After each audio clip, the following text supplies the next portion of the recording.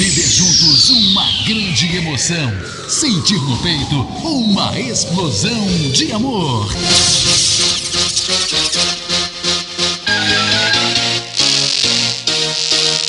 Está entrando no ar, na Catedral FM. Deus é 10. Com Padre Jordão.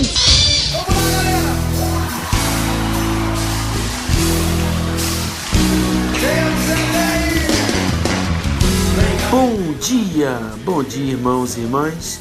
Bom dia, você que é ouvinte da Rádio Catedral 106.7, Sintonia da Felicidade.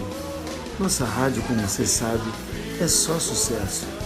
Amados irmãos e irmãs, nesse 23 de outubro, vamos então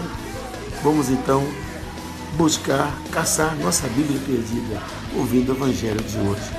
Caçadores da Bíblia Perdida.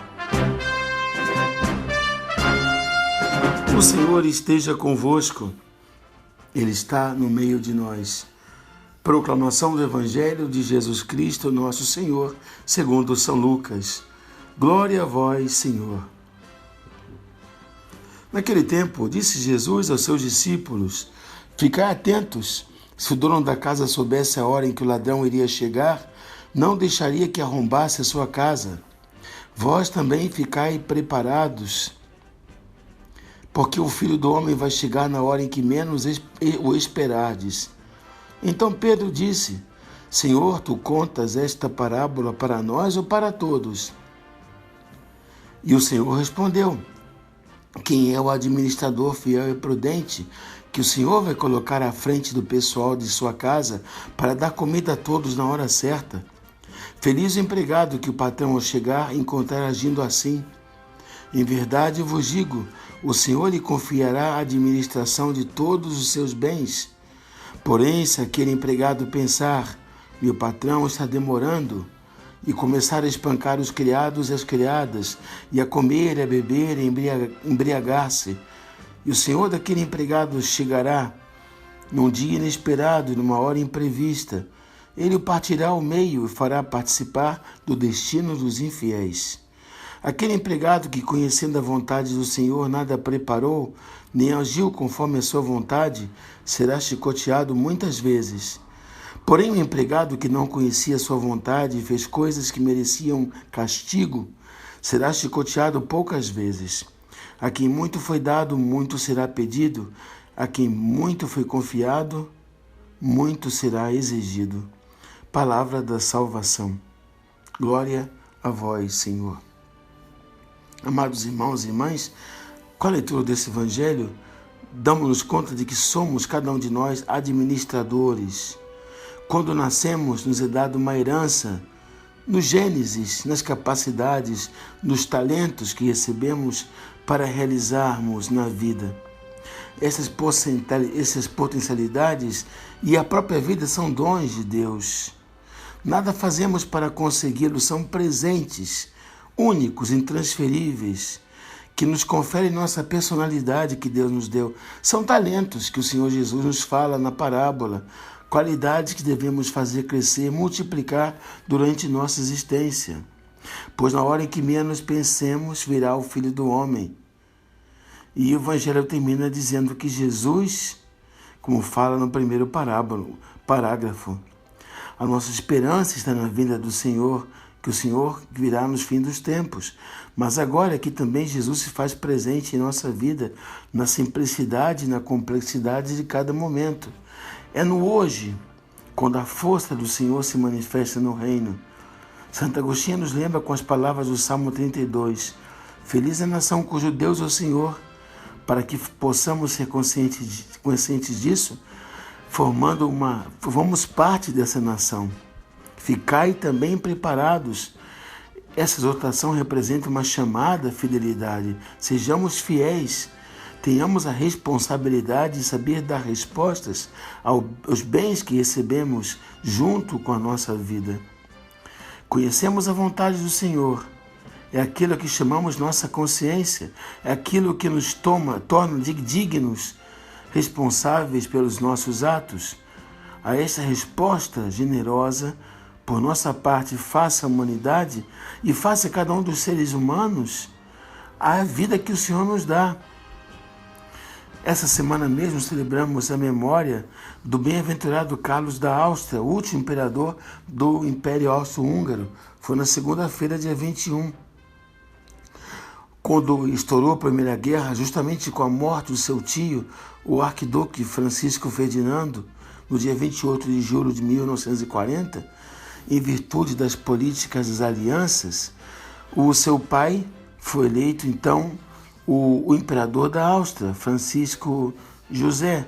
E quando ele morreu, em 1916, Carlos foi feito rei, imperador da Áustria. Era um homem tão justo que, quando ele casou, disse para sua esposa Zita: a partir de hoje, nós temos que ajudar um ao outro a ir para o céu. O matrimônio dele foi abençoado pelo Papa São Pio X, que, em audiência privada com a imperatriz Zita, preconizou o futuro de seu esposo, dizendo que ele seria imperador, e revelou a ela que as virtudes cristãs de Carlos seriam um exemplo para todos os povos. Pois bem, esse homem se gastou completamente.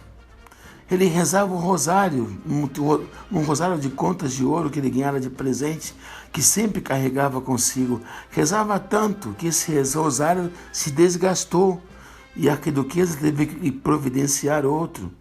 Quando estourou a guerra, ele estava junto com os soldados, participava da vida das tropas, recebia relatórios, ficou muitas vezes à mercê das balas de canhões, dos estilhaços de campos de batalha.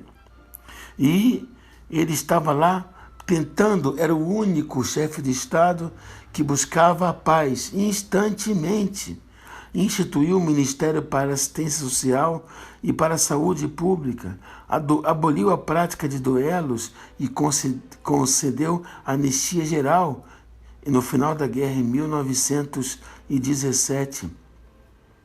Foi o homem simples que, durante a guerra, ele fazia com que a família imperial se alimentasse com a mesma ração com que o povo simples se alimentava, já que o alimento era escasso na Europa. Não vivia de luxos, pelo contrário.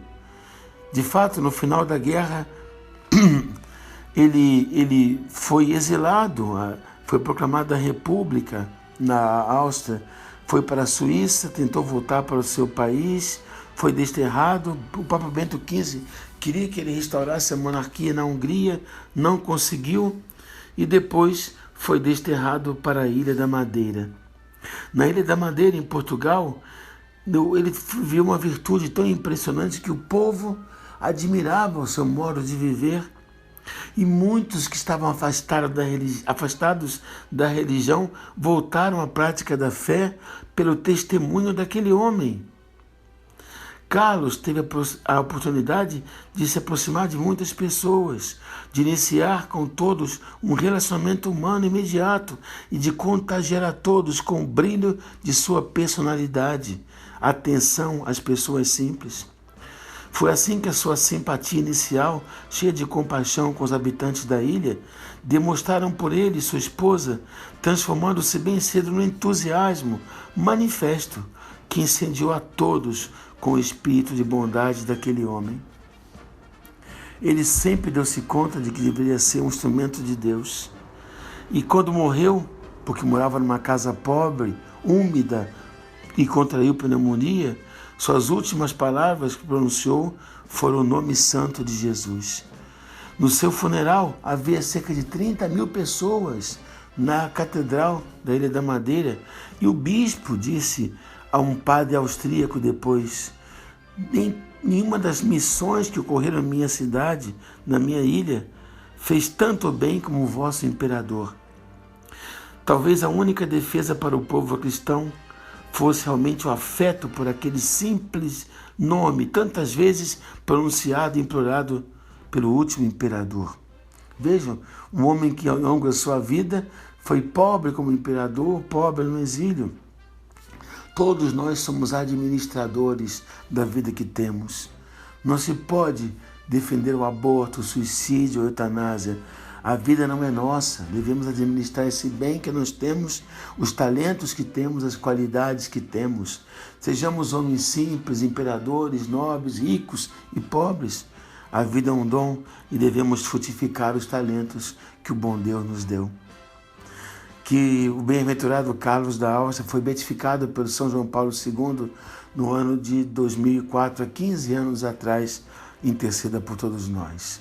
Por sua intercessão, abençoe-nos o Deus Todo-Poderoso, Pai, Filho e Espírito Santo. E até amanhã, fiquemos todos nós na paz, nosso Deus que é 10. E é com você, meu irmão querido Padre Marcelo, fiquemos todos nós na paz do bom Deus. Até amanhã, queridos irmãos. Amém. Catedral FM apresentou Deus é 10. Com Padre Jorjão, Deus é 10.